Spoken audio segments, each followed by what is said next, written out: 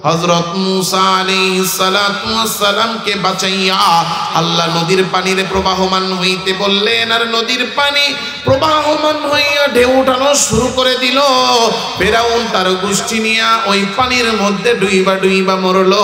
অহংকারীকে আমার আল্লাহ ভালোবাসেন না, অহংকারীকে আমার আল্লাহ পছন্দ করেন না। তাই অহংকারের কারণে পতন অনিবার্য।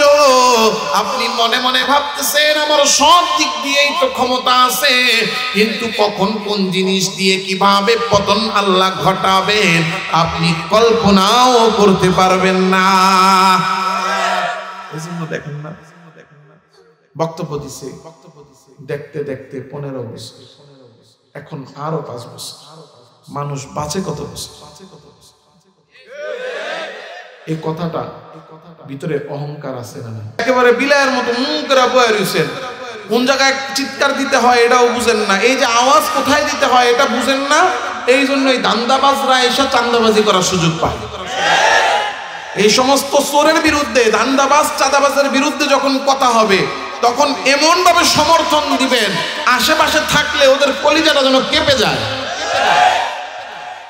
এখন থেকে আওয়াজ এত জোরে দিবেন যাতে যদি কেউ যেই দল ক্ষমতায় ভবিষ্যতে আসবে তারা যেন মাহফিলের চেয়ারে যদি আসে আশেপাশে ব্যাটও দিবে দূরের কথা, মুখটা যেন চোরের মতো, মুখটার বন্ধুকেরা যেন কথা শুনে যায়, কোনো জবাব দেওয়ার সাহস যেন না পায়। আওয়াজ দিতে পারবেন তো ইনশাআল্লাহ? মনে থাকে যেন এই কথা। হকের পক্ষে, ন্যায়ের পক্ষে, অন্যায়ের বিরুদ্ধে আমরা চুপ থাকি। অন্যায় করে কয়জন? একটা সমাজে অন্যায় করে 2, 4, 5 জন। অন্যায় সহ্য করি আমরা সবাই জায়গা মতো, যদি একটু আওয়াজ দেই তাইলেই কিন্তু অন্যায় বন্ধ হয়ে যায়। আসসালামু আলাইকুম ওয়া রাহমাতুল্লাহি ওয়া বারাকাতুহু। সবাই কেমন আছেন?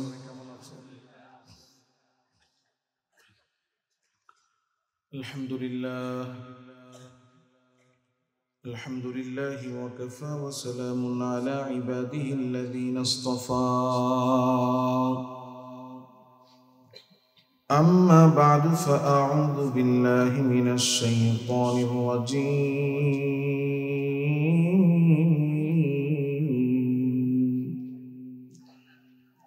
بسم الله الرحمن الرحيم. ولا تصعر خدك للناس ولا تمش في الأرض مرحا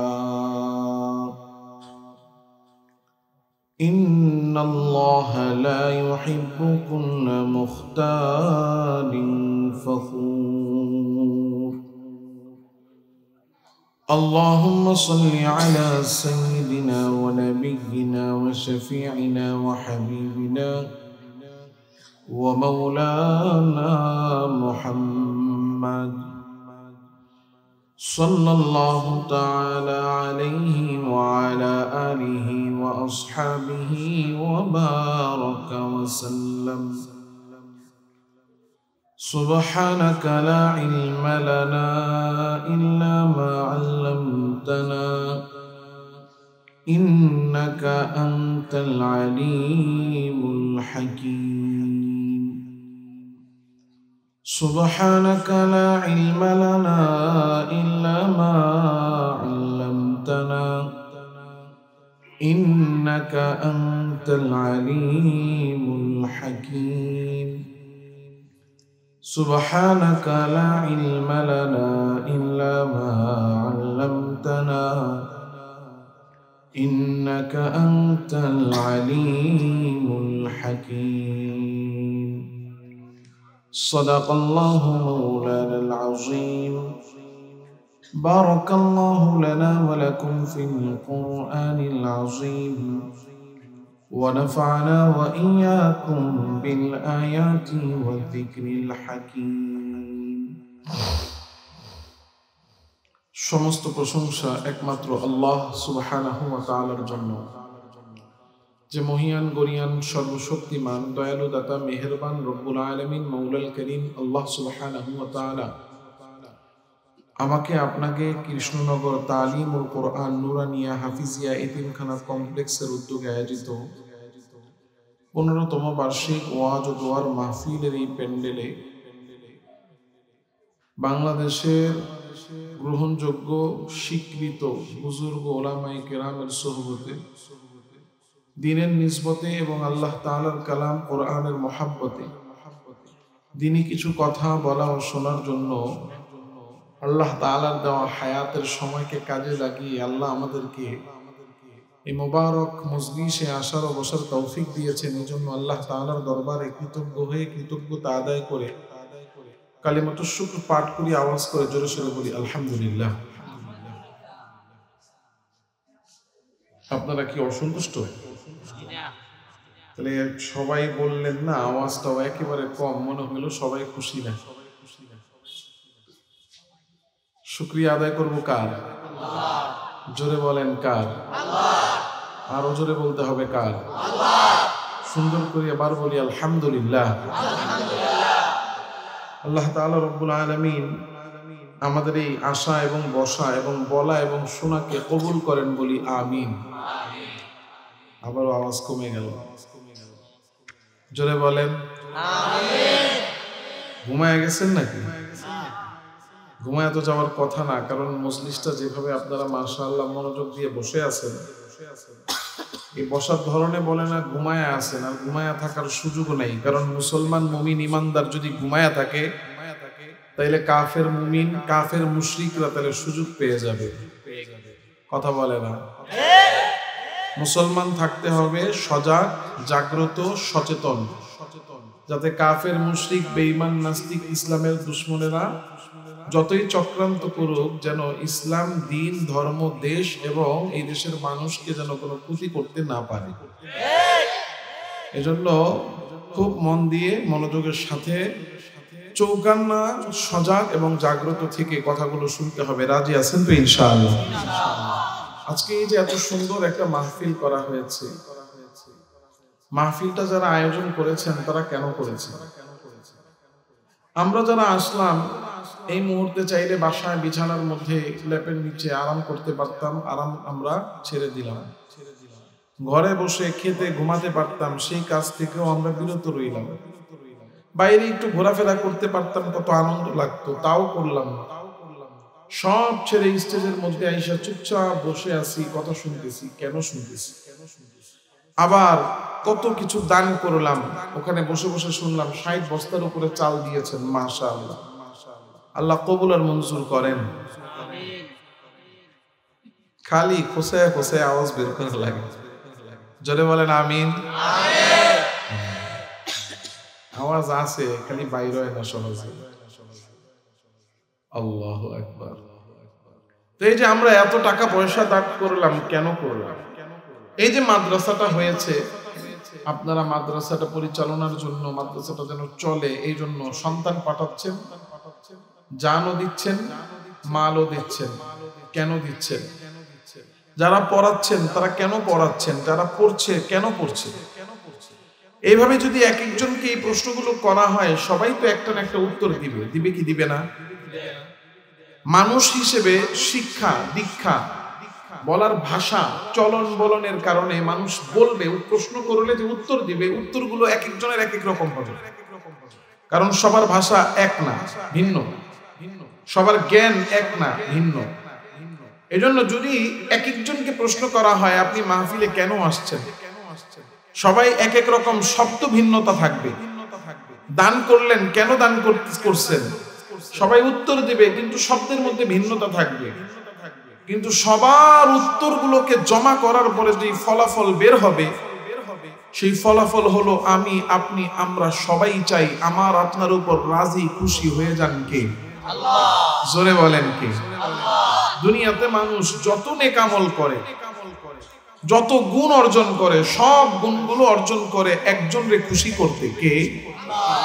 নামাজি নামাজ পড়ে, জিজ্ঞাসা করেন নামাজ পড়েন, শীতের দিন ওযু করা এত কষ্ট ঠান্ডা পানি দিয়ে, এরপরও নামাজ ছাড়েন না, নামাজ পড়েন কেন? সে উত্তর দিবে খুশি করতে কারে? কয়দিন পরে দেখবেন এই যে মার্চ মাসের 1, 2, 3 তারিখ থেকে রোজা শুরু হবে, গরমও পড়বে, দিনও বড় হয়ে যাবে। কষ্ট করে না খেয়া সারাদিন রোজা রাখে, জিজ্ঞাসা করেন যে এই না খেয়া না পানি পান করে এত কষ্টে গরমের মধ্যে সারাদিন লাগায় রোজা রাখুক কেন? উত্তর দিবে সন্তুষ্ট করার জন্য কারে? তাইলে আমি আর আপনি দুনিয়াতে যত ভালো কাজ করি, নেক কাজ করি, গুণের কাজ করি, এই সব কাজগুলো করি এই জন্য যাতে আমার আপনার উপর রাজি খুশি সন্তুষ্ট হয়ে যান কে? একটা বান্দা দুনিয়াতে যত নেক কাজই করুক, যত ভালো কাজই করুক, যত গুণই সে অর্জন করুক, সে সারা দুনিয়ার সব নেক কাজ করার পরেও সে আল্লাহর কাছে প্রিয় হতে পারবে না। কথা খুব মনোযোগ দিয়ে বুঝেন। সারা দুনিয়ার সব নেক কাজ করছে, সব গুণ অর্জন করে ফেলছে, তবুও আল্লাহর কাছে প্রিয় হতে পারবে না যদি তার অন্তরের মধ্যে একটা দোষ থাকে। একটা মাত্র দোষ, একটা মাত্র গুনাহ, একটা মাত্র অপরাধ যদি একটা মানুষের মধ্যে থাকে, এই অপরাধটা যতক্ষণ তার মধ্যে আছে, সে দুনিয়াতে যত ভালো কাজ করুক সে আল্লাহর কাছে প্রিয় বান্দা হতে পারবে। এখন প্রশ্ন করতে পারেন, হুজুর সব নেক কাজ করে কিন্তু একটা গুনাহের কারণে এই নেক কাজগুলা দিয়াও আল্লাহর সন্তুষ্টি পাওয়া যাবে না? আমি বলি হ্যাঁ, কারণ এটা আমার কথা না, স্বয়ং আল্লাহর কথা। এই গুনাহটা হইল গোবরের মতো। কিসের মতো? কথা কয় না, গোবরের মতো। আপনারা গ্রামের মানুষ আমার চেয়ে ভালো বুঝবেন। 20 লিটার এক দুধ একটা ড্রামের মধ্যে আটে, এই ড্রামটার সাইজ হলো 20 লিটার। এই পুরা ড্রামটার ভিতরে আপনি দুধ ভরছেন, ভরতে ভরতে ভরতে 20 লিটার দুধ পুরা ঢুকায় ফেলছেন, ঢুকায় পুরাটা ভরে গেছে। এখন এই ড্রামের মধ্যে 20 লিটার দুধ দিয়া ভরা। ওই যে বলছিলাম যে যত গুণ আছে সব গুণ, সব নেকামল আমি করি, অর্থাৎ আমার ভিতরটা নেকামল দিয়া ভরতে ভরতে 20 লিটার পুরা দুধ ঢুকায় ফেলছি। এখন এটার মধ্যে এই 20 লিটার দুধের ড্রামের মধ্যে শুধু এক টুকরা, একটা দলা গোবর যদি ফালানো হয়, তাহলে দুধটা ভালো থাকবে না নষ্ট হবে? জোরে বলেন, ভালো থাকবে না নষ্ট হবে? কাজের থাকবে না অকাজের হবে? পুরো বালতি ভরা গুণ, পুরো বালতি ভরা দুধ, পুরো বালতি ভরা ভালো, এই এক বালতি এক ড্রাম ভালোর মধ্যে শুধু অল্প একটু, কিচ্ছু না, শুধু গোবরের এতটুকু একটা টুকরা, একটা চাকা, একটা দলা পড়ছে, পুরো দুধ কি নষ্ট।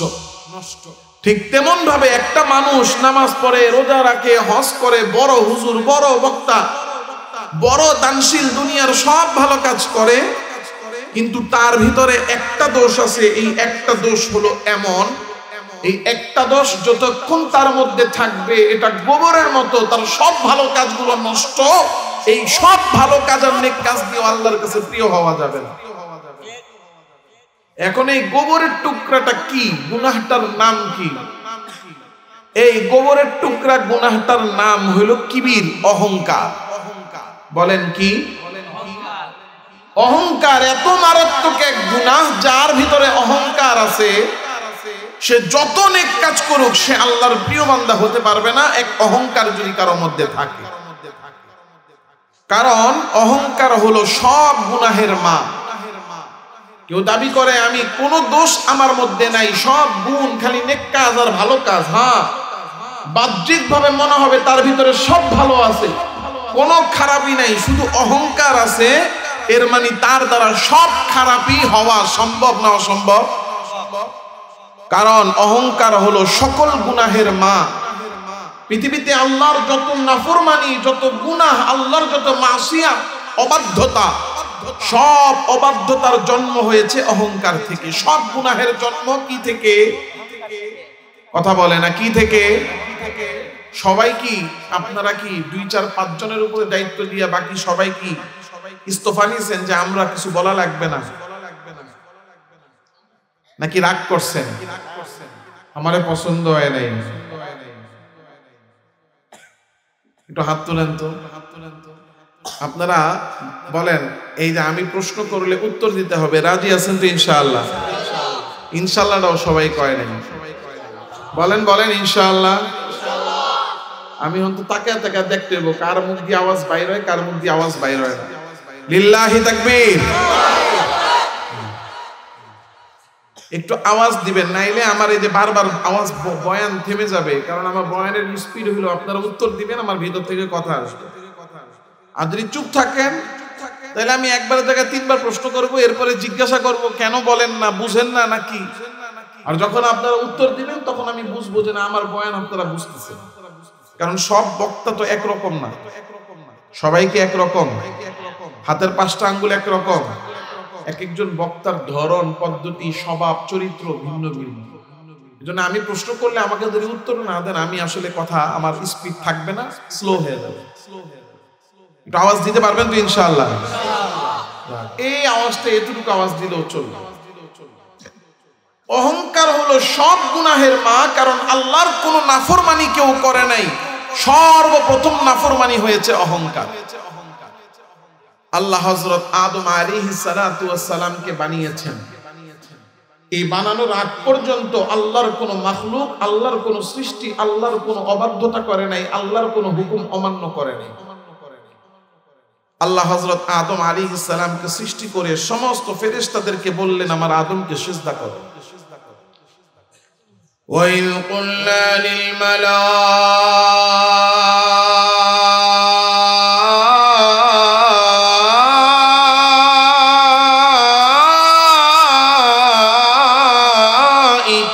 اسْجُدُوا لِآدَمَ।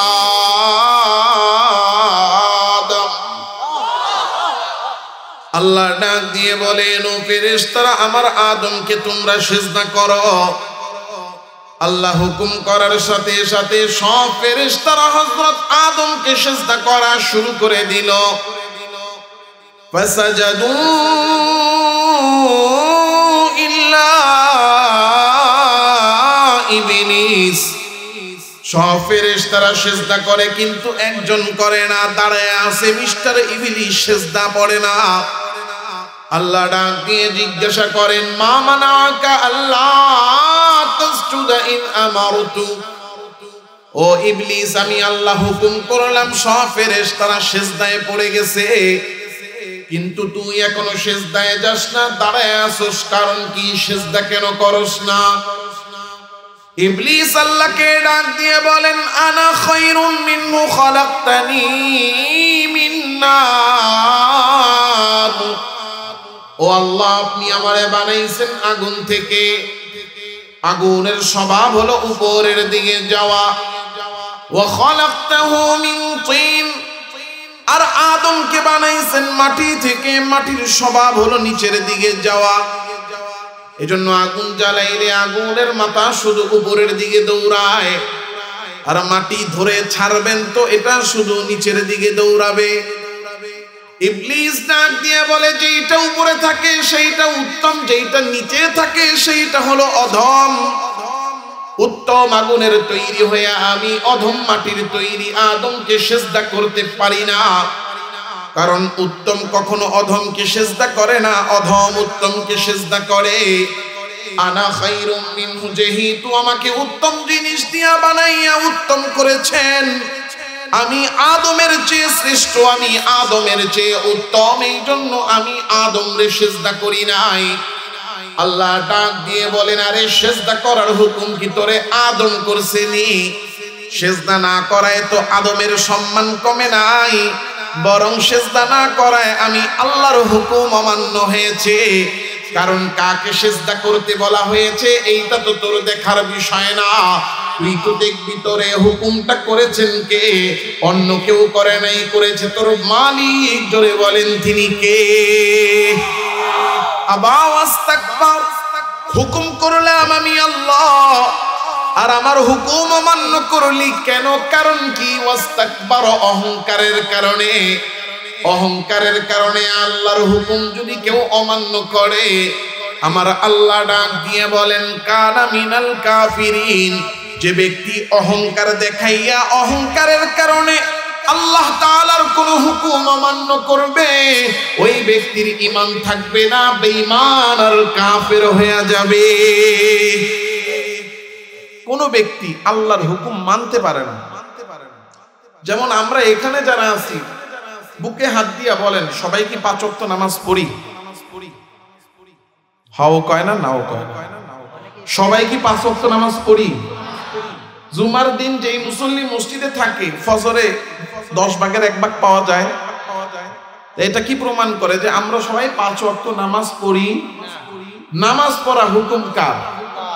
এখন দেখবেন রাস্তা দিয়ে হেঁটে যাচ্ছেন, একজনের সাথে দেখা, এই নামাজের সময় হয়েছে চলো, আপনি জানাইতেছেন কিন্তু নামাজ পড়বি না, চল জামু, কিন্তু এখন একটু সময় নেই, একটু ব্যস্ততা আছে, একটু কাজ আছে, শরীরটা বেশি ভালো লাগতেছে না, প্যান্টটা ভালো না, অজুহাত দেখায় কি দেখায় না। এখন আপনি বললেন এই নামাজটা পড়া দরকার না, তুই যে নামাজটা পড়স না, কাজটা ঠিক? প্রশ্ন করি না আমরা অনেক সময়?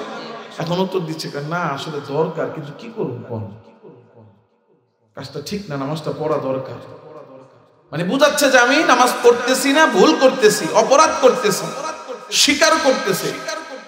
তাহলে এই যে একটা মানুষ ভুলকে ভুল, অপরাধকে অপরাধ, গুনাহকে গুনাহ স্বীকার করে, নফসের ধোকায় হোক, পরিবেশের কারণে হোক, পারিপার্শ্বিকতার কারণে হোক, সে আমল করতে পারে না, তাহলে তার গুনাহ হবে শুধু একটা। কয়টা? যে সে নামাজ পড়ে নাই, এটাকে সে গুনাহ মনে করে, স্বীকার করে এবং এটার জন্য অনুতপ্ত। তার আমল নামায় তাইলে শুধু লেখা হবে যে সে নামাজ পড়ে নাই, ফরজ তরক করছে, ফরজ তরকের গুনাহ। কিন্তু কিছু লোক আছে নামাজ পড়েও না, আবার তার নামাজের কথা বললে আপনাদের ধমক শুনাইয়া দিবে। পাতি নেতা আছে না এলাকার মধ্যে কিছু, 80 বছর বয়স হয়ে গেছে, দাড়ি কাটতে কাটতে কাটতে কাটতে এই গালের চামড়া আর চামড়া নাই, দেখলে মনে হয় যেন রাস্তার মধ্যে পিচ ডালাই করছে না, এই পিচ ডালাই। কথা কয় না? গর্ব করে বলে যে আমি অমুক যুদ্ধের সময় এই কাজ করছি, অমুক সময় এই কাজ করছি, এটা দেখছি, ওইটা দেখছি। খালি গর্ব করে বেড়ায় যে আমরা জাতির শ্রেষ্ঠ সন্তান, কিন্তু নামে মুসলমান, কামে 80 বছর বয়স হয়ে গেছে, চেহারার মধ্যে দাড়িটাও রাখেনি। তো এই ধরনের পাতি নেতা বৈশা আছে চায়ের দোকানে, পায়ের উপর পাও তুইলা, এক হাতে লইছে একটা চায়ের কাপ আর এক হাতে লইছে একটা কয়েল, ধোয়া উড়াইতেছে। বুঝেন তো কথা? এখন রাস্তা দিয়ে হাইটা যাওয়ার সময় ইমাম সাহেব দেখলো যে নেতা পুরো এলাকা ঘুইরা ঘুইরা খালি কয় আমগোচ্ছে শ্রেষ্ঠ কে আছে, আমরা জাতির শ্রেষ্ঠ সন্তান। ওই ফাতি নেতা দেখা যায় চায়ের দোকানে বয়ে রয়েছে, মাগরিবের আজান হয়, পাইছি আজকে মুরব্বী চলেন নামাজটা পড়ি, মেম্বার সাহেব চলেন নামাজটা পড়ি, চেয়ারম্যান সাহেব নামাজ আজান দিয়ে দিছে, নামাজটা পড়বেন না? উনি তো নেতা, উনারে নামাজের জন্য ডাক দিল, সবার সামনে অপমান করলো। হইছে হইছে হুজুর, যান যান যান, আপনাকে তো খেয়ে দেয়া কাম নাই, খালি মানুষের বাড়িতে দাওয়াত খাইবেন, আজান ফুকবেন আর মসজিদে নামাজ পড়বেন, দুনিয়ার খবর কি রাখেন আপনারা? আপনাকে মতো এত আজাইরা না, আমগো বহুত কাম আছে, আপনার নামাজ আপনিই পড়েন। কথা কইন না, আছে না নাই? জোরে বলেন, আছে না নাই? তাহলে নামাজও পড়তেছে না, আবার অহংকার দেখাচ্ছে। আর এই যে কথাগুলো বলতেছে যে আমার নামাজ এখন সময় নাই, ব্যস্ততা আছে, আর আপনি যান, এই কথাটা বললো কি দেখে? কথা কয় না? আপনি ডাকলেন আল্লাহর ফরজের দিকে, আর সে দেখাচ্ছে অহংকার। আল্লাহর হুকুম মানতে না পারা এটা হলো একটা গুনাহ, কিন্তু আল্লাহর হুকুম অমান্য করা অহংকারের সাথে, আল্লাহ তাআলা নিজে ফতোয়া দিচ্ছেন যে অহংকারের দেখাইয়া আল্লাহর হুকুম অমান্য করবে, তার ঈমান থাকবে না চলে যাবে? কথা কয় না? চলে যাবে, ঈমান থাকবে না। ফতোয়া দিচ্ছেন কে? যেমন ইবলিস, আল্লাহ তাআলা রব্বুল আলামিন বলেছেন যে আমার হুকুম অমান্য করেছিস, আদমকে সিজদা করস নাই। কারণ কি জন্য? অহংকারের কারণে। এই অহংকারের কারণে আল্লাহর হুকুম অমান্য করায় আল্লাহ তাআলা কাফের ঘোষণা করে শাস্তি দিচ্ছেন। কি শাস্তি আল্লাহ দিচ্ছেন? فاخرج منها فإنك رجيم।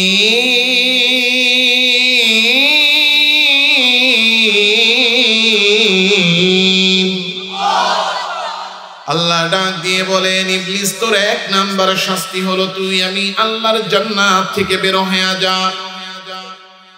2 নাম্বার শাস্তি, ফাইন্নাকা রাজিম, আমি আল্লাহর রহমত তোর উপর থেকে উঠে আনিলাম, তুই রহমত থেকে বঞ্চিত।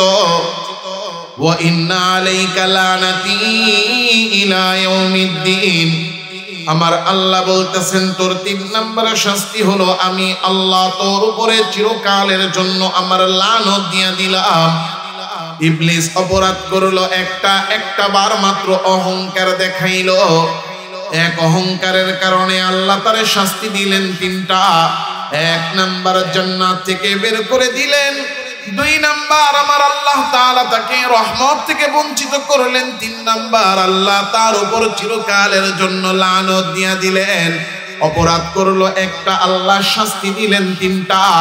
এক অপরাধের কারণে যদি 3টা শাস্তি হয়, এরপরেও এত বড় বড় 3টা শাস্তি, যেই অপরাধের কারণে এত বড় বড় 3টা শাস্তি হলো, ও কুমিল্লার বাবাজিরা ভাইরা বলেন তো, যেই অপরাধের কারণে একটা অপরাধের কারণে এত বড় বড় 3টা শাস্তি হয়, ওই অপরাধটা ছোট অপরাধ না বড় অপরাধ? এই বড় অপরাধ অহংকার আমার আপনার মধ্যে আছে না নাই? কয়টা টাকা হইলেই অহংকার হয়ে যায়। এমন ভাবে এলাকার মধ্যে দাপট নিয়ে হাঁটে, মনে হয় যেন তার পা মাটির মধ্যে পড়ে না। একটু ক্ষমতা পাইছে, একটু পাওয়ার পাইছে, একটু নেতৃত্ব পাইছে, তো এমন অহংকার কইরা জমিনের মধ্যে হাঁটে। 2 হাতে 2টা 4টা মোবাইল নেয়, হাত 2টারে ছড়াইয়া বুকটারে ফুলাইয়া রাস্তা দিয়া এমন ভাবে হাইটা যায়, দেখলি মনে হয় যে মানুষ না, জানো একটা রোবট হাইটা যায়। এই যে দুনিয়ার মধ্যে আমি আর আপনি অহংকার করে চলতেছি, মানুষের দিকে তাকায়, চেহারাটারে কুচকায়া, কপালটারে ভাঁজ কইরা, অসহায় গরিব নিজের চেয়ে একটু নিম্ন স্তরের সাধারণ মানুষ যদি পায়, নিজের বড় প্রমাণ করার জন্য, নিজের একেবারে অহংকার আর দম্ভ দেখানোর জন্য অন্যের দিকে চেহারাটারে কুচকায়া মলিন কইরা, অন্যের দিকে হীন আর ছোট মনে কইরা ভাব নিয়া তাকায়। আমার আল্লাহ ডাক দিয়ে বলেন না তুসাইর খাদ্দাকা লিন্নাস, ও বান্দা দুনিয়াতে কারো দিকে চেহারাটারে কুচকায়া তাকায়ও না। দেখবেন আত্মীয় 2 জন, একজন বড় লোক আর একজন গরিব। গরিব আত্মীয় বাসায় গেছে, তার দিকে তাকায়ও না ঠিক না। কথা কম না? আপনাদের কুমিল্লাতে মনে হয় নাই, আমগো দেশে আছে। কুমিল্লায় আছে এক ভাই বড় লোক হয়ে গেছে, উনি এখন শহরে বড় ব্যবসায়ী, বড় অফিসার। গ্রামের থেকে ভাতিজা একটা গেছে, যাওয়ার পরে বাড়িতে ঢুইকে টের পাইছে যে গ্রাম থেকে ভাতিজা আইছে, বাবা গ্রাম থেকে কেউ আইছে। টের পায়াও তাকায়ও না, হন হন করে ভিতরে ঢুকা যায়। যাওয়ার পরে গিয়া গেদির মা রেখে, এই গেদির মা আইছে কি লিগা? আপনার কাছে আইছে। কল কথা কওয়ার সময় কি আমার আছে? তখন কি করুন? তুমি কথাবার্তা কইয়া বিদায় দিয়ে দিবা না?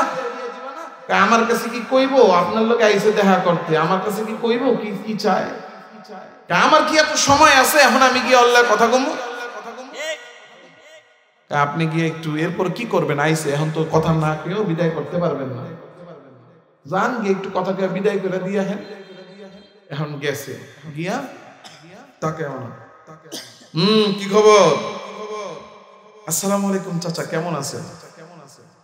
আছি আর কি কোন রকম, মানে বুঝাই যাই ভালো ছিলাম, তুই আহার পরে আমার ভালো থাকা শেষ।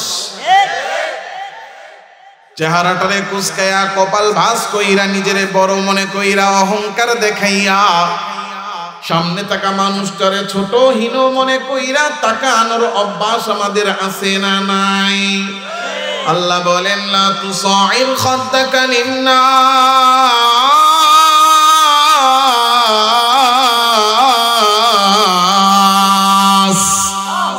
মালিক ডাক দিয়ে বলেন চেহারাটারে ভাঁজ করে, কপাল কুচকায়া, কারো হীন আর ছোট মনে কইরা কারো দিকে তাকাইও না।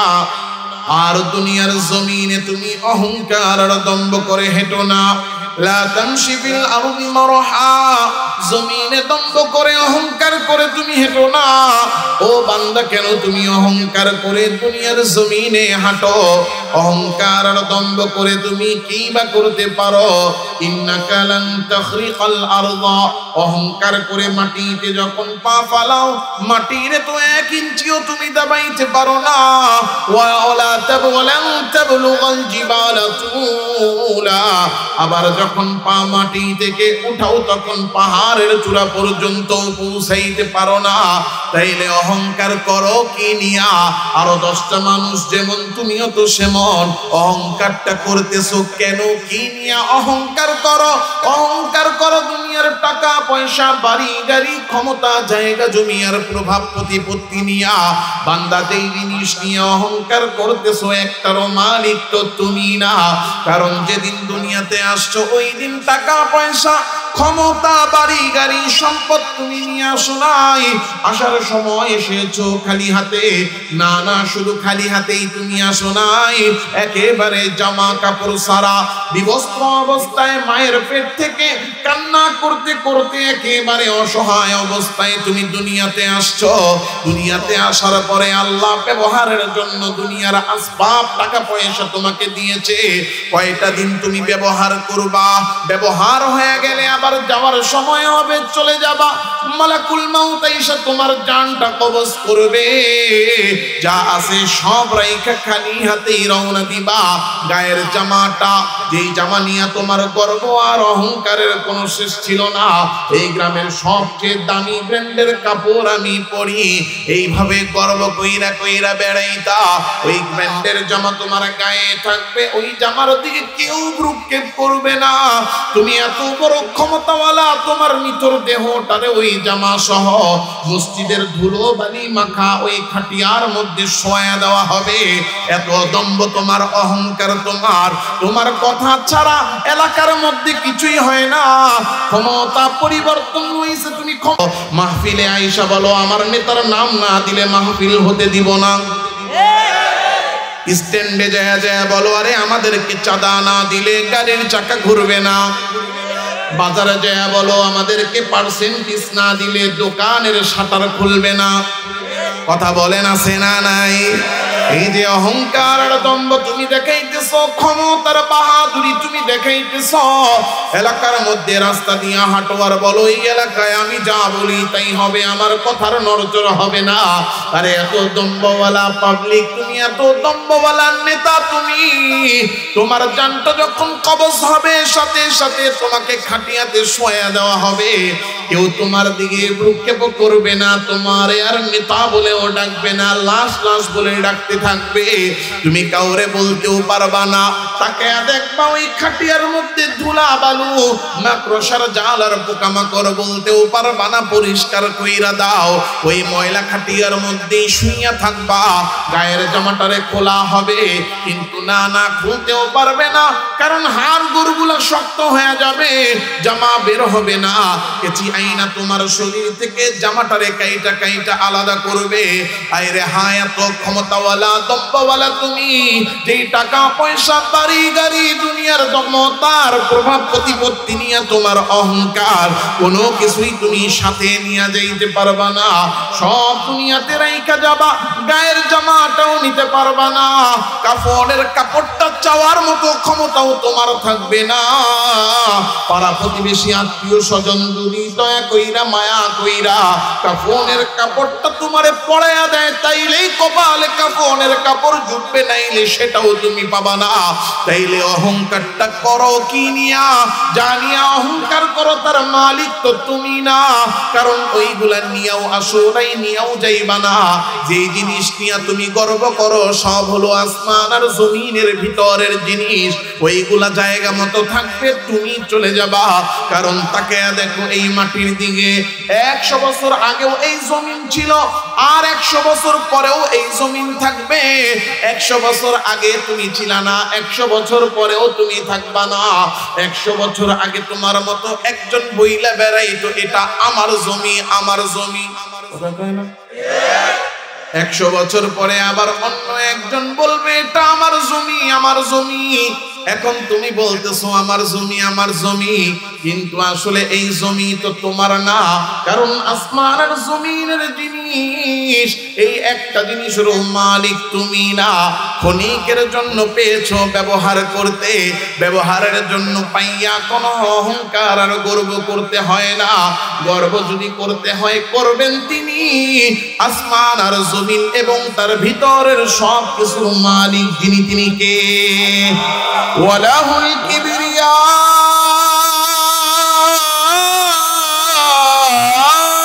ফিস সামাওয়াতি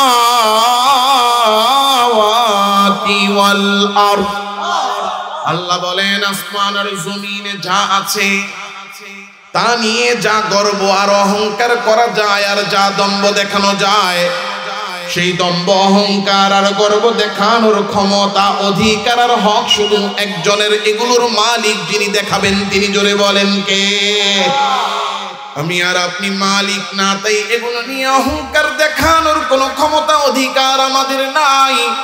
বরং এইগুলা তো আমরা পেয়েছি কিছু সময় ব্যবহারের জন্য। ব্যবহারের জন্য যেইটা পাই সেইটা হলো নিয়ামত দিয়েছেন কে?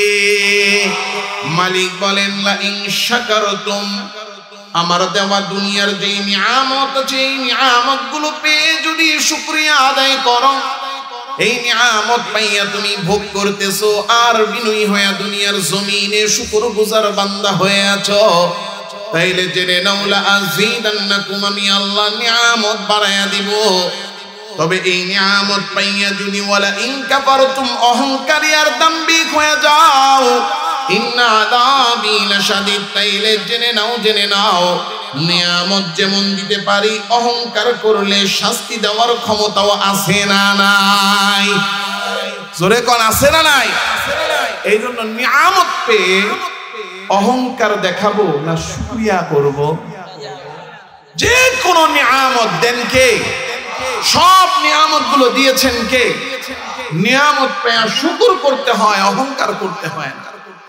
কারণ অহংকারীকে আল্লাহ ভালোবাসেন। নিয়ামত পায়া শুকরিয়া করতে হয়, অহংকার করতে হয় না। অহংকার করলে পরিণতি হয় ফিরাউনের মতো। কথা কয় না? কারণ আল্লাহ ফিরাউনেরও নিয়ামত দিয়েছে। কিসের নিয়ামত? ক্ষমতার নিয়ামত, বাদশাহীর নিয়ামত। আল্লাহ তাআলা রব্বুল আলামিন ফিরাউনরে বানাইছে বাদশা। বাদশা হয়ে কপাল পোড়া ফিরাউন নিজেই নিজের খোদা দাবি করা শুরু করেছে। নাউজুবিল্লাহ বলবেন না? আল্লাহ তাআলা নিজে বলতেছেন সূরাতুল কসসে, ইন্না ফিরআউনা আলা ফিল আরদ। ফিরাউন যখন বাদশা হইল, ওয়াজআলা আহলাহা শিয়া, তখন বাদশা হওয়ার পরে সব বড় বড় পদে মন্ত্রী, উজির, নাজির, সচিব, আমলা, কামলা থেকে শুরু কইরা সরকারি যত পোস্ট, এই সব পোস্টে নিজের যত চামচা আছে এই চামচারিরে বসানো শুরু করছে। এই অভ্যাস বর্তমানেও আছে না নাই? যোগ্যতার খবর নাই, অযোগ্য, অথর্ব, কিন্তু আমার দলের লোক, তাইলেই চাকরি ওপেন। কথা কয় না? এই কাজ ফেরাউন থেকে শুরু হয়েছে। ফেরাউন যখন এই কাজ করছে, এখন সব তো নিজের লোক। এখন ফেরাউন দিন রে রাত কইলেও রাত, দিন রাত্রে দিন কইলেও দিন। কথা কয় না?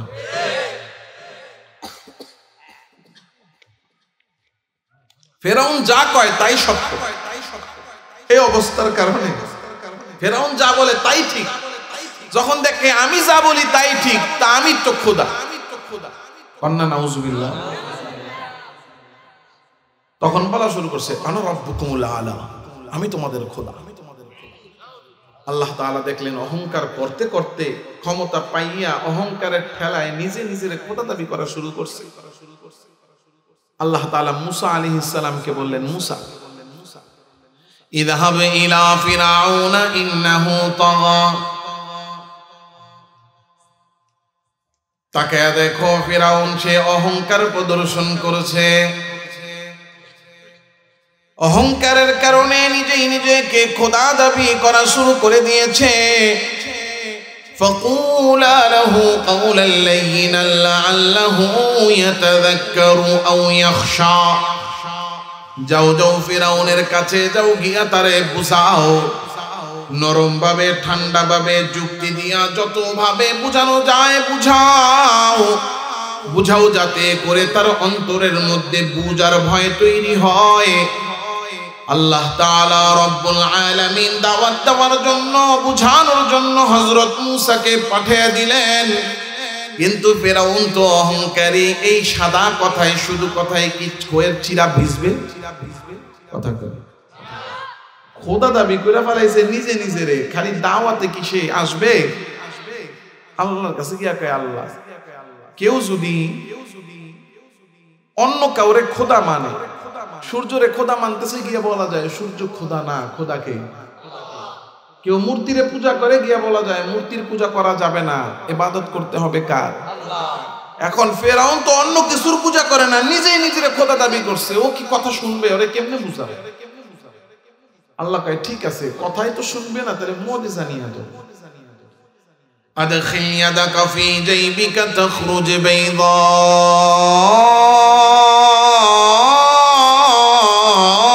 মিন গায়রি সু। আল্লাহ বলতেছেন তোমার হাতটা তোমার বগলের নিচে ঢুকাও। হযরত মূসা হাত বগলের নিচে ঢুকাইছে, ঢুকাইয়া হাত বের করছে, বের করে দেখে হাতের মধ্যে বাতির মতো আলো জ্বলতেছে। আল্লাহ বললেন এই হাত আবার ঢুকাও। হাত আবার ঢুকাইছে, দেখে এবার আলো জ্বল, হাত বন্ধ হয়ে গেছে স্বাভাবিক। সুইচ টিপ দিলে বাতি জ্বলে, সুইচ টিপ দিলে বাতি নিভে, এরকম একবার ঢুকাইলে জ্বলে, আরেকবার ঢুকাইলে বন্ধ হয়। গেছে গিয়া মুজিজা দেখাইছে। এটা তো জাদু। গিয়া কয় আল্লাহ, সাদা সিধা জাদু নিয়ে গেছি, ও তো আমারে সাদা সিধা মুজিজা নিয়ে গেছি, ও তো কয় জাদু। আল্লাহ কয় সহজে যদি না হয় তাহলে কঠিন করতে হবে, নরমে যদি না হয় তাহলে মুজিজারে কি করতে হবে? শক্ত করতে হবে। শক্ত জিনিসের নাম কি? মা তিলকা বিয়ামিনিকা ইয়া মূসা। মূসা তোমার হাতের মধ্যে কি যেন দেখা যায়, এটা কি? ক্বালা হিয়া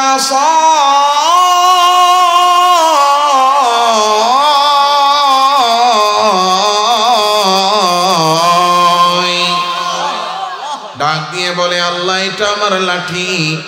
আতাওয়াক্কাউ আলাইহা ওয়া আহুশু বিহা আলা গনামি ওয়া লিয়া ফিহা মাআরিবু উখরা।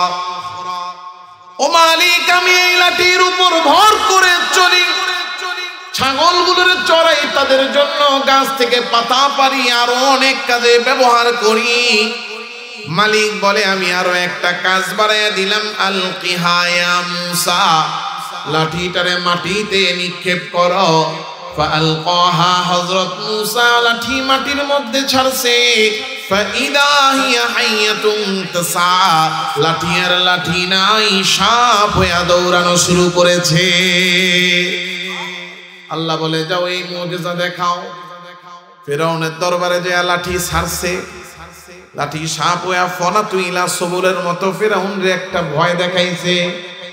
মুফাসসিরিনে কেরাম লিখেছে ফেরাউন এত সুঠাম দেহি ছিল আর এত সুস্বাস্থ্যওয়ালা শরীর ছিল, আল্লাহ এত নিয়ামত তাকে সুস্থতার মধ্যে দিয়েছিলেন যে খাবার খাইলে হজম হয়ে যাইত, তার পাদও আসতো না। 40 দিনে একবার সে মাত্র বায়ু ছাড়তো, এত তার শরীরের মধ্যে শক্তি আর সুস্থতা। ওই সুস্থ শরীরওয়ালা ফেরাউন সাপের ছবল দেখা ভয়ে তার পাতলা পায়খানা 40 দিন। মোটামুটি মোটিল স্যালাইন ঠ্যালাইন খেয়ে ক্লাসটা বন্ধ রাখতে, ক্লাস বন্ধ বুঝো না, লাইটটা বন্ধ করতে। 40 দিন পরে সুস্থ মুস্ত এখন সবার মধ্যে বসছে। বৈশা আয়সা মুসা আলাইহিস সালাম ডাইকে কয়, মুসা তুমি যেমন সাপ বানাইছো, আমার জাদুকররাও সাপ বানাইতে পারে, আমার জাদুকরদেরকে হারায়া দেখাও। হযরত মুসা আলাইহিস সালাম বলল ঠিক আছে, তুমি যদি লড়াই চাও লড়াই হবে, খেলা হবে। কথা কয় না, খেলা হবে। ডায়লগ তো বহুত মারছে, কিন্তু খেলার সময় আর কাউরে খুঁজে পাওয়া যায় না। সব পলায়া ভাগছে। কথা কন ঠিক না বেঠি? আল্লাহ তাআলা রব্বুল আলামিন ছাড় দেন, ছেড়ে দেন না, যখন ধরেন পলানোর রাস্তাও পাওয়া যায় না। যাক ওইদিকে না যাই, যেখানে আছি সেখানেই থাকি। ফিরআউনকে খেলা হবে, খেলো। হযরত মূসা আলাইহিস সালাম বলে ঠিক আছে, তুমি খেলতে চাইলে আমি কি করব। এক পাশে নেমে গেছে ফিরআউনের পক্ষে 40,000 জাদুকর, আর এক পাশে হযরত মূসা একা দাঁড়িয়ে আছেন। ফিরআউনের জাদুকররা ডাক দিয়ে বলেন, قالوا يا موسى إما أن تلقي وإما أن نكون نحن الملقين।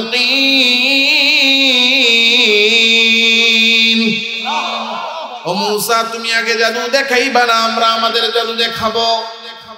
হযরত মূসা বলেন, বাল আলকু, তোমরা আগে তোমাদের কি আছে না আছে সব দেখাও। فألقوا حبالهم وعصيهم يخيل إليه من سحرهم أنها تسعى। জাদু করে না হাতের মধ্যে থাকা লাঠি আর রশি মাঠে ছাইরা এটার মধ্যে জাদু চালায়া দিছে। এখন দূর থেকে দেখে মনে হচ্ছে সাপ দৌড়াইতেছে, সাপ নড়াচড়া করতেছে। মাঠের মধ্যে যত দর্শক সবার অন্তরের মধ্যে ভয় আর প্রকম্পন শুরু হয়ে গেছে, কারণ একটা দুইটা সাপ দেখলেই তো ভয় লাগে। মাঠ ভরা 40,000 সাপ, এই সাপ দেখে কেউ আর স্বাভাবিক নাই, সবার মধ্যে ভয়। হযরত মূসা আলাইহিস সালাতু ওয়াস সালাম যখন 40,000 সাপ দেখলেন, ফাআউজাসা ফি নাফসিহি খিফাতাম মূসা, তার অন্তরের মধ্যেও একটা ভয়ের উদ্রেক হওয়া শুরু করলো। আল্লাহ ডাক দিয়ে বলে, লা তাখাফ মূসা, ভয় পেও না, কারণ ওদিকে 40,000 জাদুকর। তুমি ভাবতেছো তুমি একা, না না মূসা, তুমি একা না, তুমি দোকা, তোমার সাথে আছেন কে? ওয়া আলকি মা ফি ইয়ামিনিক, তোমার হাতের লাঠিটা তুমি নির্ভয়ে ছেড়ে দাও। হযরত মূসা হাতের লাঠি ছেড়েছেন, তালকাফ মা সানাউ, একটা লাঠি সাপ হইয়া যত সাপ মাঠের মধ্যে ছিল এই 40,000 সাপকে শেষ করে দিছে। সব সাপ শেষ। জাদুকররা তপ্তা খেয়ে গেছে। কি হইলো? 40,000 সাপ আমরা বানাইলাম, মূসার একটা সাপ সব খেয়ে ফেলছে। এই সাপ তো জাদুর সাপ হতে পারে না, এই সাপ তো ওই সাপ, এই সাপ বানাইছেন তিনি, আসমান জমিনের মালিক যিনি। জোরে বলেন কে? আল্লাহ। কারণ আর কেউ চিনুক আর না চিনুক, জাদুকররা তো চিনবে কোনটা জাদু কোনটা সত্য। হ্যাঁ, সব জাদুকররা সিজদায় পড়ে গেছে। ফাউলকিয়াস সাহারাতু সাজিদুন। এই ওকে কি লড়তে চড়তে এত নড়াচড়া কিসের? থাক না, বসো।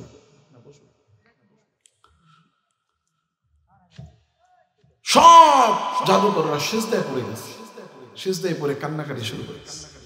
আল্লাহ, ভুল করছি, বুঝতে পারি নাই, ফেরাউন রে খোদা মনে করছি, কিন্তু ফেরাউন তো খোদা না, খোদা কে? আল্লাহ। قالوا آمنا برب العالمين رب موسى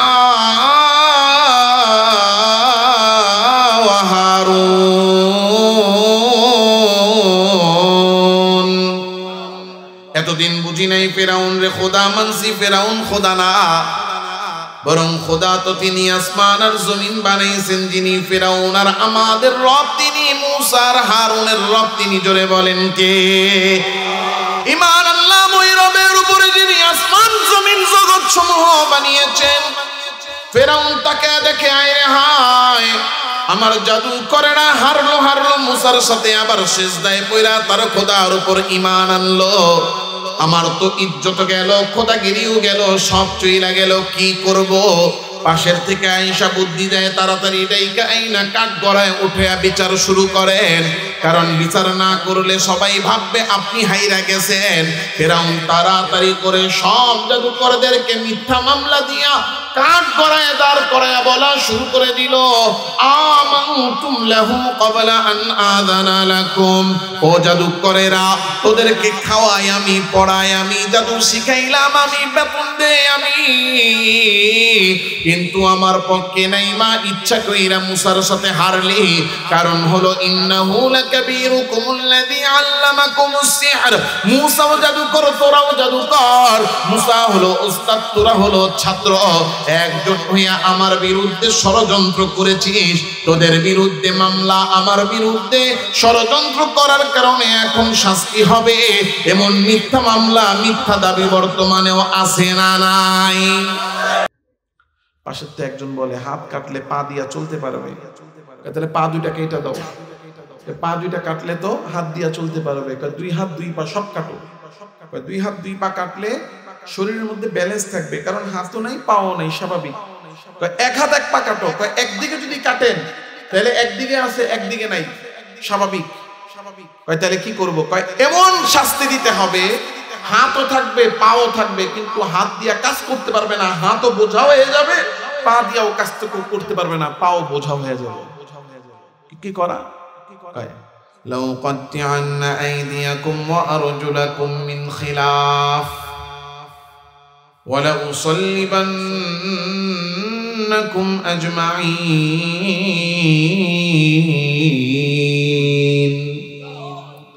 উল্টা দিকের হাত আর পা কাটো। ডান হাত কাটলে সাথে মিলায়া বাম পা কাটো, বাম হাত কাটলে মিলায়া উল্টা দিকের ডান পা কাটো। এইভাবে একজনের উল্টা দিকের হাত আর পা কাটা হলো। একটা হাত আছে, একটা পা আছে। একটা হাত নাই, একটা পা নাই, একেবারে ব্যালেন্স ছাড়া পইরা রইছে। এরপরে এই জাদুকরদেরকে ধইরা ধইরা লা উসাল্লিবান্নাকুম শুলের মধ্যে চড়াইয়া মারা হলো। আল্লাহ যখন দেখলেন ঈমান আনার কারণে, এই জাদুকর মুসলমান হওয়ার কারণে তাদেরকে হত্যা করা হলো, আল্লাহ বলে ফিরআউন তুই তো অহংকার ছাড়বি না, সুতরাং আর মুজিজা না, এইবার শুরু হয়ে যাবে আযাব। আল্লাহ আযাব পাঠানো শুরু করে দিলেন। ফাআরসালনা আলাইহিমুত তুফান। আল্লাহ সর্বপ্রথম আযাব পাঠাইলেন তুফানের আযাব। তুফান শুরু হইছে, বন্ধ হওয়ার নাম নাই। মুফাসসিরিনে কেরাম লিখেছেন 7 দিন, কেউ 14 দিন, কেউ 21 দিন, কেউ 20 দিন, কেউ 24 দিন একটানা তুফান চলতেছে। তুফান শুরু হইছে তো হইছে, বন্ধ হওয়ার কোনো নাম নাই। হায় রে হায়, তুফানে বাড়ি ঘর ক্ষেত খামার সব লন্ডভন্ড হয়ে গেছে। দৌড়ায় গেছে ফিরআউনের কাছে মহামান্য ফিরআউন, তাড়াতাড়ি তুফান বন্ধ করেন, নাইলে তো আমাদের জান জীবন চলে যাবে। ফিরআউন কেমনে তুফান বন্ধ করবে? বন্ধ করার ক্ষমতা তো ফিরআউনের নাই, কারণ তুফান পাঠাইছেন যিনি, বন্ধ করলে করতে পারেন তিনি। জোরে বলেন কে? হয় নাই, হয় নাই, জোরে বলেন কে? আরো জোরে চিৎকার মেরে বলেন কে? ফিরআউন দৌড়ে গেছে মুসার কাছে। মুসা, তোমার খোদাকে বলো তুফান বন্ধ করতে। তুমি ঈমান আনো, তাইলে আল্লাহ তুফান বন্ধ করবে। তুফান বন্ধ হলে আমি ঈমান আনবো। ও আল্লাহ, ও বলছে তুফান বন্ধ করলে ঈমান আনবে। আল্লাহ কয় তুফান বন্ধ করে দিলাম। তুফান বন্ধ হলো। ফিরআউন ঈমান আনবে দূরের কথা, উল্টো সকাল বেলা হাগিয়া ওই আসনের মধ্যে বইসা সবাইরে ডাক দিয়া বলে তোমাদের সমস্যা হচ্ছিল, তাই তুফান আমি বন্ধ করে দিলাম। আল্লাহ কয় তুই ভাবছিস আমার কাছে আর আযাব নাই? আল্লাহ এবার পাঠাইছে পঙ্গপালের বাহিনী। যাকে যাকে পঙ্গপাল, খেত খামার খায়া শেষ, গোডাউনে, বাড়ির মধ্যে, কাচারি ঘরে, ড্রামে, ডিব্বায়, টোমা টামি, হাড়ি, যে যেখানে যত খাবার আছে সব খায়া শেষ করে ফেলছে।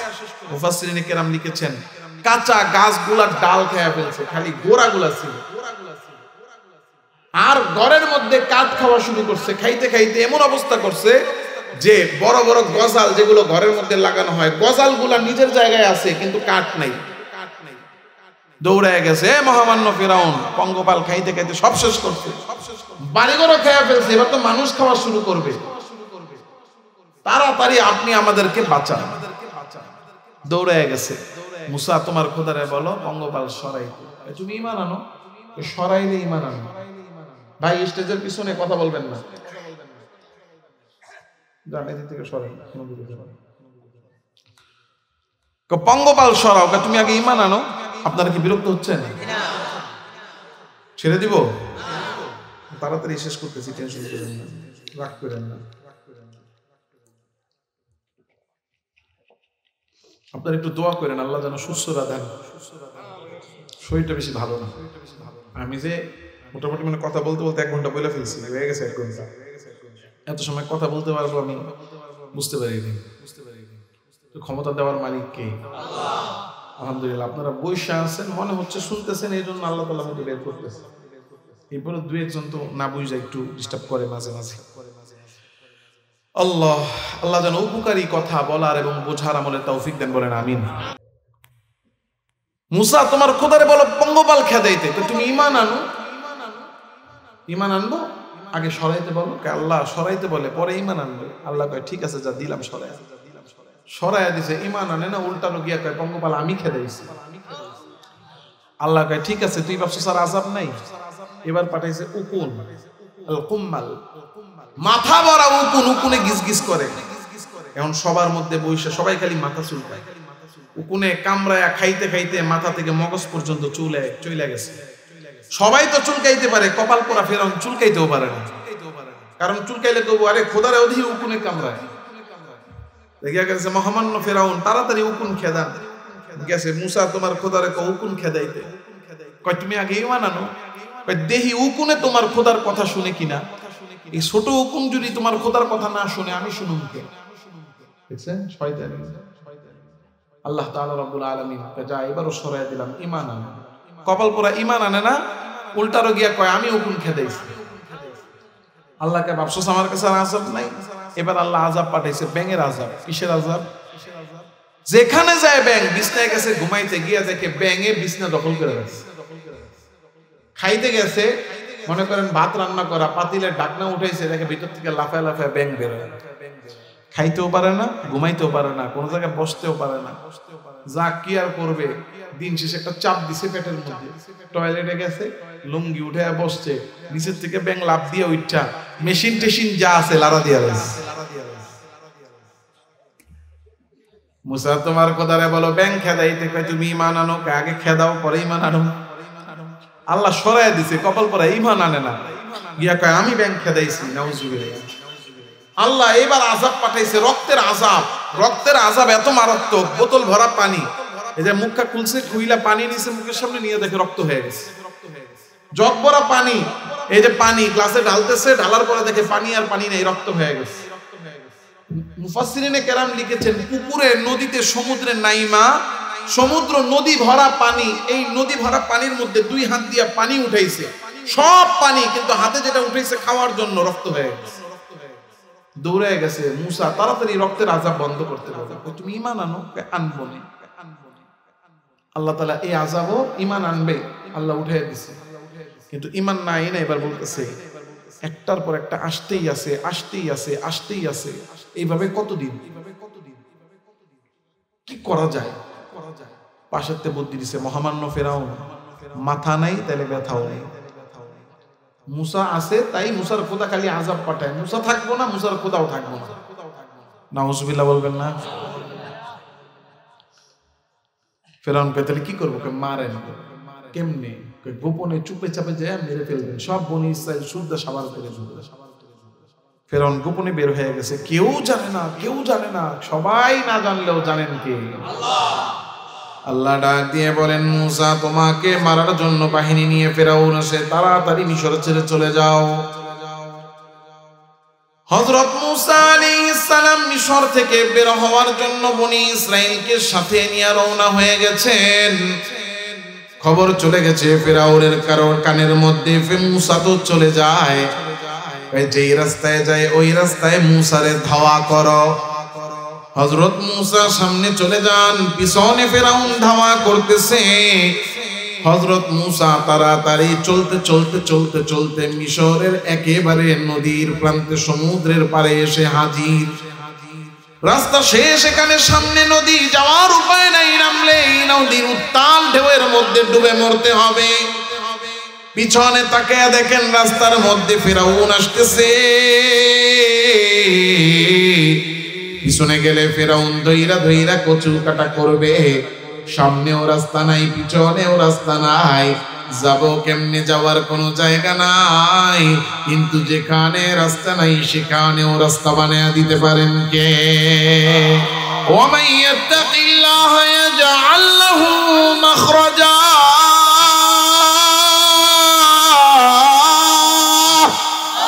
আল্লাহ বলে মুসা ভয়ের কোনো কারণ নাই, কাউরে ভয় পাওয়ার দরকার নাই।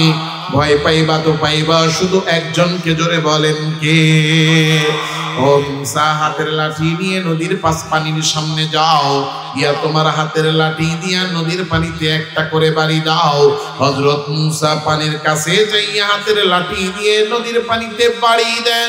একটা করে বাড়ি মারেন আর নদীর পানি দুই দিকে সইরা একেবারে বরফের মতো জৈমা স্থির হইয়া নদীর মাঝখান দিয়ে হযরত মুসার জন্য রাস্তা হইয়া যায়। একটা একটা করে 12টা বাড়ি দিয়েছেন আর 12টা রাস্তা নদীর মাঝখান দিয়ে বানায় দিয়েছেন কে? বনি ইসরাইলের 12টা গোত্র ছিল, এক একটা গোত্র এক একটা রাস্তা দিয়ে নাইমা গেছে। চলতে চলতে চলতে চলতে হযরত মুসা বনি ইসরাইলকে নিয়ে নদীর মাঝখানে, ঠিক ওই সময় ফেরাউন তার বাহিনী নিয়ে নদীর পারে। মুসা মাঝখানে, ফেরাউন নদীর পারে। আইসা দেখে রাস্তা। ফেরাউনের চাল্লিরা ডাক দিয়ে বলে, মহামান্য ফেরাউন, আপনি এসেছেন তাই নদীর মাঝখানে রাস্তা হয়েছে। এমন তেলবাজ আছে না নাই? জোরে কোন আছে না নাই? আরো জোরে বলেন আছে না নাই? এই তেলবাজরা এখনো নির্বাচনই হয় নাই, কিন্তু কতজন এমপি বানায় ফেলাইছে। কথা কয় না? 20 বছর আগে মেম্বার ছিল, এখন গেলে পরিচয় করে, হুজুর উনি আমাকে মেম্বার সাহেব। আমি বললাম যে আপনি কবে ছিলেন? হুজুর ছিলাম তো এই যে 95 থেকে 2000, 2005 থেকে 10। ওই হিসেবে বলা যায়, কিন্তু এমন ভাবে পরিচয় দেয় যে উনি মনে হয় রানিং মেম্বার। আবার এখনো পর্যন্ত নমিনেশনও পায় নাই। হেরে কয় কি এমপি সাহেব, কথা কয় না। মূলত ওই লোকগুলা কিন্তু ভালো, কিন্তু শয়তান আর দুষ্ট হইল যে তেলবাজগুলো। এলাকায় এলাকায় কিছু পাতি নেতা আছে, এই পাতি নেতারা তেলবাজি করে নেতা করে খারাপ বানায়। কথা কন না? আমি কিছুদিন আগে নভেম্বরের শেষ সপ্তাহে এক মাহফিলে গেছি। এগুলা বলতেছি, যারা পাতি নেতা আছেন এরা ভাববেন না আপনারা শত্রু মনে করে বলতেছি। এগুলো বলার কারণ হলো আমাদের পরিবর্তন দরকার। আপনি যদি নিজেকে পরিবর্তন না করেন, তাইলে অতীতের দিকে তাকায়া দেখেন যে একই কাজ করে অন্যরা যে শাস্তি পাইছে, আল্লাহ তাআলা আপনি যদি ওই কাজই করেন, আপনার জন্য যে আপনি স্পেশাল কেউ তা না। কথা কেন? আল্লাহ তাআলার নিজামই এটা, আল্লাহর নিয়মই এটা। একটা অপরাধ করে এই ভাই যে শাস্তি পাবে, আমি করলে আল্লাহ আমাকে সেই শাস্তি দিবেই। এজন্য তেলবাজি, ধান্দাবাজি আর হলো পেট নীতি, এগুলো আমাদেরকে ছাড়তে হবে। দুর্নীতি, পেট নীতি, ধান্দাবাজি, চান্দাবাজি সব ছাড়তে হবে। আপনারা কথা কন না কে? আমি বুঝলাম না, আপনারা কি ওই দলের লোক নাকি? তাহলে একেবারে বিলায়ের মতো মুখ করে বয়ে রয়েছেন। কোন জায়গায় চিৎকার দিতে হয় এটাও বুঝেন না, এই যে আওয়াজ কোথায় দিতে হয় এটা বুঝেন না। এই জন্যই ধান্দাবাজরা এসে চান্দাবাজি করার সুযোগ পায়। এই সমস্ত চোরের বিরুদ্ধে, ধান্দাবাজ চাঁদাবাজের বিরুদ্ধে যখন কথা হবে, তখন এমন ভাবে সমর্থন দিবেন, আশেপাশে থাকলে ওদের কলিজাটা যেন কেঁপে যায়। এখন থেকে আওয়াজ এত জোরে দিবেন যাতে যদি কেউ, যেই দল ক্ষমতায় ভবিষ্যতে আসবে, তারা যেন মাহফিলের চেয়ারে যদি আসে, আশেপাশে ব্যাটো দিবে দূরের কথা, মুখটা যেন চোরের মতো, মুখটার বন্ধকেরা যেন কথা শুনে যায়, কোনো জবাব দেওয়ার সাহস যেন না পায়। আওয়াজ দিতে পারবেন তো ইনশাআল্লাহ? মনে থাকে যেন এই কথা। হকের পক্ষে, ন্যায়ের পক্ষে, অন্যায়ের বিরুদ্ধে আমরা চুপ থাকি। অন্যায় করে কয়জন? একটা সমাজে অন্যায় করে 2, 4, 5 জন। অন্যায় সহ্য করি আমরা সবাই জায়গা মতো। যদি একটু আওয়াজ দেই তাইলেই কিন্তু অন্যায় বন্ধ হয়ে যাবে। এলাকার সবাই মিলে যদি এলাকার সবাই একটা মসজিদের মধ্যে জুমার দিন নামাজ পড়ে, একটা মসজিদে 300 মুসল্লি নামাজ পড়ে, এই 300 মুসল্লি এক হয়ে যদি বলে ইমাম সাহেবকে, হুজুর এই সপ্তাহে চাঁদাবাজির বিরুদ্ধে বয়ান করবে, ইমাম সাহেব শুধু নরম ভাবে বলবে চাঁদাবাজি করা নাজায়েজ, হারাম। তখন যদি একজন দাঁড়ায় কয় এই এলাকায় আর কেউ চাঁদাবাজি করতে পারবে না, সবাই একমত, সবাই বলে একমত, তখন আওয়াজ দেন না কেন? তাহলে এই খবর চাঁদাবাজার কানে যাবে না? আর এই সামনে আমাদের এই বাজারে যে চাঁদাবাজি করতে আসবে, যে যেই দলের নেতাই হোক, সবাই তার বিরুদ্ধে আসি না নাই? এখনই কন্যা আমি তো খালি শিখাইতেছি, হ্যাঁ নেই আওয়াজ বাইরে না, জায়গা মতো তো আপনার প্যান ভিজে নেবে।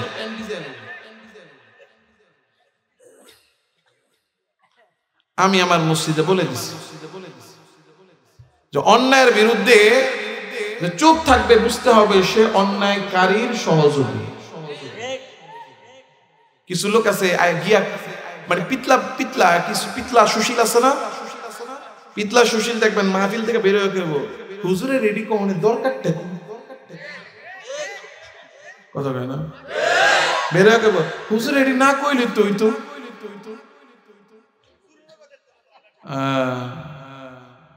এজন্য এই যে তেল বাজরা আমাদেরও ক্ষতি করে, আর বাস্তব যাদেরকে তেল মারতেছে যে নেতারে, ওই নেতারও ক্ষতি করতেছে। নারায়ণগঞ্জ 2500 গেছি মাহফিল করতেছি, ওখানে মাহফিলের মধ্যে এখানে তো মাশাআল্লাহ আপনাদের এই নোয়াখালী অঞ্চল, কুমিল্লা অঞ্চলের নেতাগুলো মনে মোটামুটি ভালো। এরপরে যাই হোক, এই যে মাহফিল টাবিল করছে মাশাআল্লাহ, এখানে মানে ওলামায়ে কেরাম ছাড়া কারো নাম দেয়নি, আলহামদুলিল্লাহ। এই এলাকার লোক অন্তত কেউ আইসা তো কয় নাই আমগো নেতার নাম না দিলে মাহফিল করতে দিলে, এই কথাটা তো কয় নাই, এই পোস্টারে প্রমাণ করে। হ্যাঁ ও সব বর্ডার কাছে সব গেছে গা, হে মূর্খ দায় তো আপনারা ধরেন নাই কে, আপনার কথা শাস্তি হওয়া দরকার।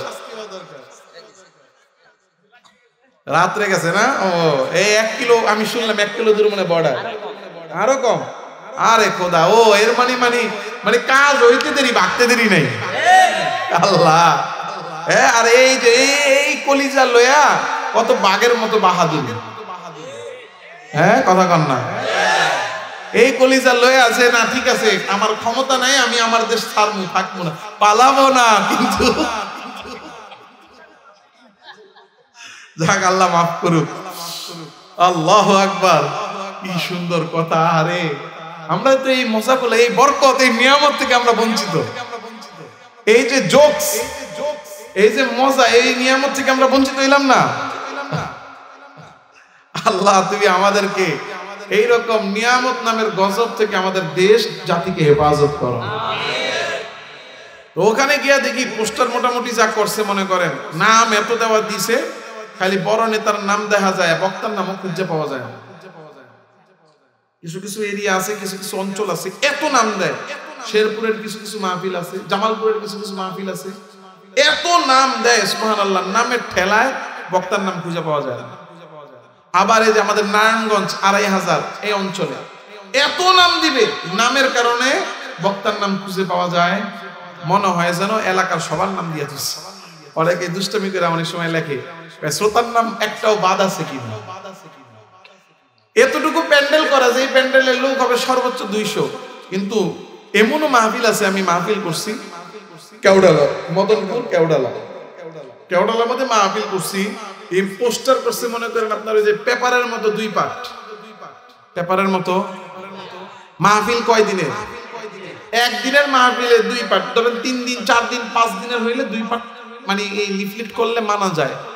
একদিনের মাহফিলে 2 পার্ট কেন কয়, যারা অতিথি কারো নাম যেন বাদ না যায়। অথচ স্টেজে গিয়া দেখলাম যে কয়জনের নাম লেখছে লিফলেটে, তার মোটামুটি অর্ধেক শ্রোতাও নেই। আচ্ছা যাক, যেই ঘটনা বলতে নিছিলাম শেষ করে দিব না, আরে ফেরাউন নদীর পারে তো পরে, আগে নারায়ণগঞ্জ 2500 যান, মিশর পরে যাবো। তো গেলাম, যাওয়ার পরে ওখানে যিনি সম্ভাব্য একটা দলের এমপি প্রার্থী, এমপি সাহেব বুঝছেন তো, হ্যাঁ, একটা সম্ভাব্য এমপি পদপ্রার্থী এই এলাকার, যেহেতু ধরেন একটা দলের উনি বড় নেতা, এখন উনি এলাকার মধ্যে আসছে এবং লোকটা যে মানে একটা আসছে না যে আমার জন্য আমি আসতেছি বসায় রাখো, ওরকম না। ওনারে এলাকার ধরেন ওয়ার্ডের কিছু নেতা থাকে না, ওয়ার্ড সভাপতি আর ওয়ার্ড সেক্রেটারি। এখন মসজিদে আমরা বসছি বয়ানে, আমার দুই পাশে একটা চেয়ার, এর পাশে আরেকটা চেয়ার, এক চেয়ারে বসছে ওয়ার্ডের সভাপতি, আরেক চেয়ারে বসছে ওয়ার্ডের সেক্রেটারি। এখন বৈশা ফোনে খালি ডাক দিতেছে, কারে ফোন দিতেছে? এমপি সাহেবের পিএস রে, এমপি সাহেবের যে এমপি সাহেবরে নিয়ে আসেন, এমপি সাহেবরে নিয়ে আসেন। আমরা শত শত লোক এখানে বসে আছি, পুরো গ্রামের লোক বসে আছি। আল্লাহর কসম ওই দিন বৃষ্টি হয়েছে, মাহফিলের লোকই নেই, লোক হবে সর্বোচ্চ 50 জন। আমার আগে যিনি বয়ান করছেন মাদাইনগর মাদ্রাসার মুফতি ফয়জুল্লাহ সাহেব, মোতায়েন সাহেব, মাদাইনগর মাদ্রাসা, তো হুজুর মসজিদে বয়ান করছেন, কিছু লোক ছিল মসজিদ বৃষ্টির কারণে আবার মসজিদ থেকে বাইরে আনছে, তো লোকগুলো সব সরে গেছে। আমি বয়ান করতে করতে লোক জমছে, সর্বশেষ 150। এখন 1 ঘন্টা 1.5 ঘন্টা বয়ান করছি, পুরাটা সময় যে 5 মিনিট পর পর ফোন দিতেছে, না একটাবার আসেন, এলাকার লোকজন বসে আছে। ওখান থেকে বলতেছে যে আজকের জন্য মাহফিল শেষ করেন, আমরা পরে এসে এলাকার লোকজনের সাথে দেখা করবো। না না না, আসতেই হবে আসতেই হবে। এখন আমি তাকায় দেখি আমার 1.5 ঘন্টা হয়ে গেছে, 12টা বাজে, আর কত। তা আমি পরে ডাক দিয়ে বললাম যে ভাই আমি আজকে এখনো খানাও খাইনি, 12টা বাজে, খানাও খাইনি, আর হলো আমার ইস্তেঞ্জারও চাপ দিছে, আমার পক্ষে আর চালানো সম্ভব না, হয় আমাকে দোয়া করার সুযোগ দেন, অন্যথায় অন্য বক্তা না বসান। পরে ওনার কথা হলো যে বক্তাও তো নাই, তো ঠিক আছে আপনি যেমনি হোক ইস্তেঞ্জা করেন, খাওয়া দাওয়া করেন, এরপরে এসে খালি দোয়াটা করেন, দোয়া না করে আপনারে যাইতে দেওয়া যাবে না, বাকিটা আমরা চালাইতেছি। তা আমি নামলাম, গিয়ে ইস্তেঞ্জা করলাম, খানা খাইলাম। খানা খাইতে খাইতে মোটামুটি 2 জন বক্তা বয়ান করে ফেলছে। জীবনের প্রথম প্রধান বক্তা বয়ান করার পরে বক্তা কয়জন আরো,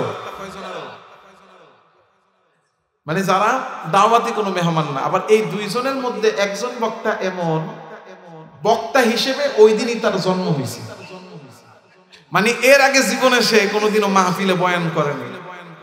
বেচারা বৈশা সুর দিতেছে, আমার পাশে একজন কইতাছে হারে বেচারা টান দেয় গুলিস্তান চলে যায় পাকিস্তান।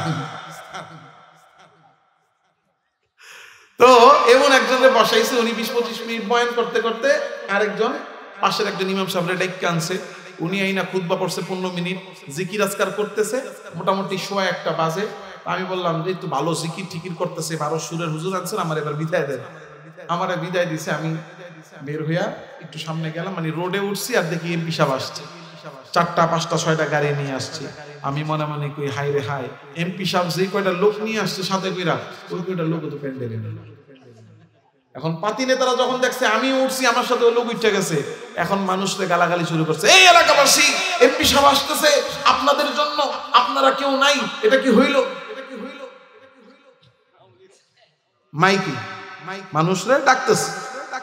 তাহলে এই যে এমপি সাহেবকে কেন এত, আপনি দেখতেছেন বৃষ্টির কারণে লোক নাই, উনি না করতেছে, 12টা প্লাস হয়ে গেছে, অপারগতা প্রকাশ করতেছে, লোক বসে আছে, সবাই বসে আছে, এই মিথ্যা কথা বলে আশ্বাস দিয়ে তাকে আনতেছেন। উদ্দেশ্য কি? উদ্দেশ্য হইল নেতার কাছে ভালো হওয়া, তারে বুঝানো যে আমি আপনার একনিষ্ঠ কর্মী, যাতে উনি এমপি হইলে যাতে অবৈধ এবং যেটা অনৈতিক, সেই অনৈতিক কাজগুলো যেন মহল্লার মধ্যে করা সহজ হয়। কথা বলেন না কেন? বুঝলাম না, এই শয়তানি খালি আমরাই বুঝি, আপনারা কিচ্ছু বুঝেন না। ঠিক করার সময় কোন জায়গায় ঠিক করতে হবে এটাও বুঝেন না। জোরে কর না কেন? ঠিকই কইছে সোনামণি নতুন। আল্লাহ আপনি বুঝ দান করেন। আমিন দাও, জোরে কই না ভাই। হে পোলা পাইন তবে কিন্তু যে শেষে প্যাকেট বন্ধ আছে, জোরে আমিন কস না বেটা। খাওয়ায় আইন নাও আমিন কয় না, এক একটা যেটা বান দাও। আল্লাহু আকবার। আমি শেষ করতেছি আর 5-7 মিনিটের মধ্যে। যেই জায়গা আমার পয়েন্ট, ওই জায়গায় যে ফেরাউনের সমস্ত চাল্লিরা যে ফেরাউনকে পানপট্টি দিয়া তেলবাজি করছে, এই কথাটা ফেরাউন কি বুঝে নাই? তেলবাজেরাই সব ডুবাইলো। আমগো দেশেও দেখবেন তেলবাজেরা সব ডুবাইলো। কারণ যখন কিনা হাজার হাজার মানুষ মরতেছে, সারা দেশের মানুষ যে রাজনীতি করে, যে করে না, যে পছন্দ করে না, সর্বশ্রেণীর মানুষ উপর থেকে নিচ পর্যন্ত সবাই যে কাজটাকে ঘৃণা করতেছে, এই কথাটা কি যারে ঘৃণা করতেছে তার কান পর্যন্ত কেউ পৌঁছায় নাই? না, পৌঁছায় নেই। বাস্তবতা হলো পৌঁছাই নেই। কারণ আশেপাশে ডুবার আগ পর্যন্ত, মনে রাখবেন যে জালেম সে ডুবার আগ পর্যন্ত তার আশেপাশে থাকা তেলবাজেরা তেলবাজি ছাড়তে পারে না। এটার জ্বলন্ত প্রমাণ হলো ফেরাউন। কারণ ওরা সবাই আইসা দেখছে রাস্তা হয়ে রয়েছে মুসার জন্য, অর্ধেক পার হয়ে গেছে, তখনও বলতেছে মহামান্য ফেরাউন রাস্তা আপনার জন্য। রাস্তা কি ফেরাউনের জন্য না মুসার জন্য? ধরে নিলাম তেলবাজরা বুঝে নাই, কিন্তু কেউ জানুক আর না জানুক, বুঝুক আর না বুঝুক, ফেরাউন কি বুঝে নাই যে এই রাস্তাটা আমার জন্য হয় নাই? বুঝছে না? বুঝার পরেও সে একটাবারও কেন বললো না? যদি একটাবার বলতো এই রাস্তা আমার জন্য না, কিংবা চলো ফিরে যাই, যাওয়া যাবে না, তাইলেই তো সে বাইচা যাইত। এই একটা কথা, এই রাস্তা আমার জন্য না, একটা কথা বলতে পারে নাই কেন? কিসের কারণে? এই একটা কথা যদি খালি মুখ দিয়া বলতো যে রাজাকারের নাতি আমি ভুলে বইলা ফেলছি, একটা কথা আপনারা মিলে দেখেন, একটা কথার কারণে, একটা শব্দের কারণে পুরো দেশ উলটপালট হয়েছে, শুধু রাজাকারের নাতি এই শব্দটার কারণে।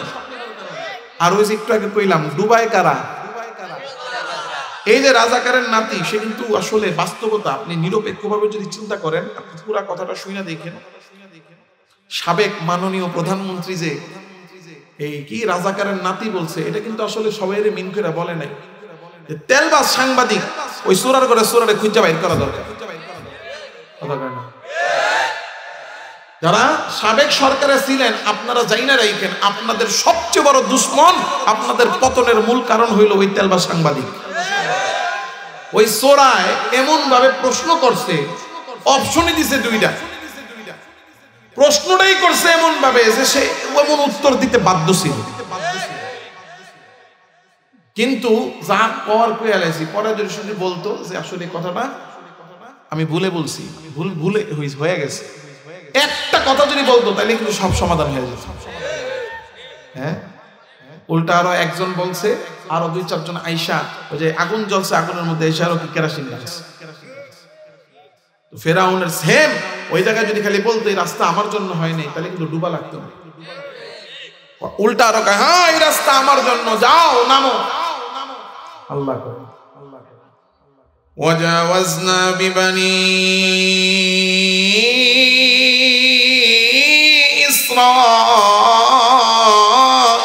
ইসরাঈল আল বাহর فأتبعهم فرعون وجنوده بغيا وعدوا। আল্লাহ বলেন আমি আমার মূসাকে নদী পার করাইলাম। চলতে চলতে হযরত মূসা যখন নদীর মাঝখানে আসছে, তখন ফিরআউন আইসা হাজির। আইসা দেখতেছে রাস্তা, তো অহংকার দেখাইয়া ফিরআউনও বাহিনী নিয়ে নাইমা গেল। আল্লাহ বলেন নামসস, আমি আল্লাহ ছাড় দিছি, কিন্তু আর এবার ছাড়বো না। হযরত মূসারে আল্লাহ পার করে অপর প্রান্তে যখন নিয়ে গেলেন, ফিরআউন তখন চলতে চলতে মাঝখানে আমার আল্লাহ ডাক দিয়ে বলেন, ও নদীর পানি আর স্থির থাকা লাগবে না, অস্থির আর প্রবাহমান হইয়া যাও। হযরত মূসা আলাইহিস সালাতু ওয়াস সালামকে বাঁচাইয়া আল্লাহ নদীর পানিরে প্রবাহমান হইতে বললেন, আর নদীর পানি প্রবাহমান হইয়া ঢেউ উঠানো শুরু করে দিল। ফিরআউন তার গোষ্ঠী নিয়া ওই পানির মধ্যে ডুইবা মরলো। অহংকারীকে আমার আল্লাহ ভালোবাসেন না, অহংকারীকে আমার আল্লাহ পছন্দ করেন না। তাই অহংকারের কারণে পতন অনিবার্য।